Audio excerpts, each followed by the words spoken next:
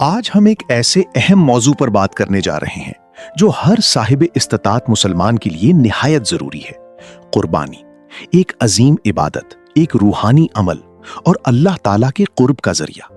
لیکن افسوس کے ساتھ یہ بات بھی حقیقت ہے کہ بہت سے لوگ قربانی کا جانور خریدتے وقت چند ایسی غلطیاں کر بیٹھتے ہیں جن کی وجہ سے ان کی قربانی کے قبول ہونے پر سوال کھڑا ہو سکتا ہے یا کم از کم اس کی روحانی برکت متاثر ہو جاتی ہے۔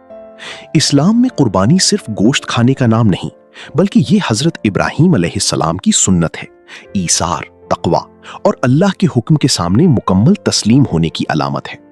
اور اہل بیت علیہم السلام کی تعلیمات میں بھی قربانی کو صرف رسم نہیں بلکہ عبادت کی گہرائی کے ساتھ انجام دینے کی تاکید ملتی ہے۔ سب سے پہلی اور اہم بات جس کا خیال نہ رکھنے سے لوگ نقصان اٹھا سکتے ہیں وہ ہے جانور کی ظاہری اور جسمانی حالت۔ قربانی کا جانور واضح طور پر عیبدار نہ ہو۔ ایسا جانور جو لنگڑا ہو، بہت کمزور ہو، بیمار ہو یا جس کے اندر کوئی واضح جسمانی نقص ہو، وہ قربانی کے معیار پر پورا نہیں اترتا۔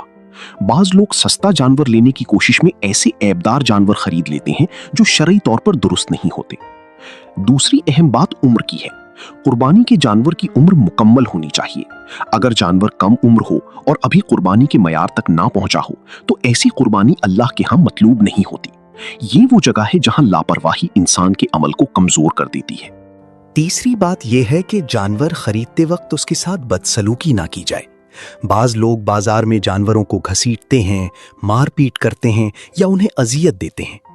یہ عمل نہ صرف اخلاقی طور پر غلط ہے بلکہ اہل بیت علیہم السلام کی تعلیمات کے بھی خلاف ہے۔ جانور کے ساتھ رحمت اور نرمی کا برتاؤ قربانی کی روح کا حصہ ہے۔ چوتھی اہم بات نیت کی صفائی ہے۔ قربانی کا مقصد دکھاوا، فخر یا مقابلہ نہیں ہونا چاہیے۔ بعض لوگ مہنگا جانور صرف لوگوں کو دکھانے کے لیے خریدتے ہیں۔ یاد رکھیں، اللہ تعالیٰ کو جانور کا گوشت اور خون نہیں پہنچتا بلکہ نیت اور تقوی پہنچتا ہے۔ اب ایک بہت اہم پہلو جسے اکثر لوگ نظر انداز کر دیتے ہیں وہ ہے جانور کی تعظیم۔ اسلام ہمیں یہ سکھاتا ہے کہ جس جانور کو ہم اللہ کے نام پر قربان کرنے جا رہے ہیں اس کے ساتھ احترام کا سلوک کیا جائے، اسے بھوکا نہ رکھا جائے، اسے بے وجہ تکلیف نہ دی جائے اور اسے آرام سے رکھا جائے۔ اہل بیت علیہم السلام کی سیرت سے بھی ہمیں یہی درس ملتا ہے کہ ہر مخلوق کے ساتھ رحمت کا برتاؤ ایمان کی علامت ہے۔ یہاں ایک اور اہم نکتہ یہ بھی ہے کہ جانور خریدتے وقت جلد بازی نہ کریں۔ پہلے اچھی طرح جانچ پڑتال کریں، کسی ماہر سے مشورہ لیں اور یہ یقین کریں کہ جانور قربانی کے تمام شرعی معیار پر پورا اترتا ہے۔ یاد رکھیں، قربانی صرف ایک رسم نہیں بلکہ ایک امتحان ہے۔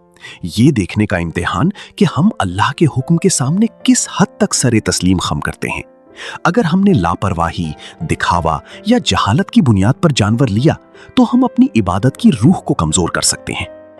آخر میں یہی پیغام ہے کہ قربانی کا اصل حسن اس کے ظاہری جانور میں نہیں بلکہ اس کے پیچھے چھپی ہوئی نیت، اخلاص اور تقوی میں ہے۔ اور اگر ہم نے جانور کے انتخاب میں احتیاط کی، اس کی تعظیم کی اور سنت کے مطابق عمل کیا تو یہی قربانی ہمارے لیے اللہ کی رضا اور بخشش کا ذریعہ بن سکتی ہے۔ اللہ ہمیں صحیح فہم، اخلاص اور سنت کے مطابق قربانی ادا کرنے کی توفیق عطا فرمائے۔ آمین۔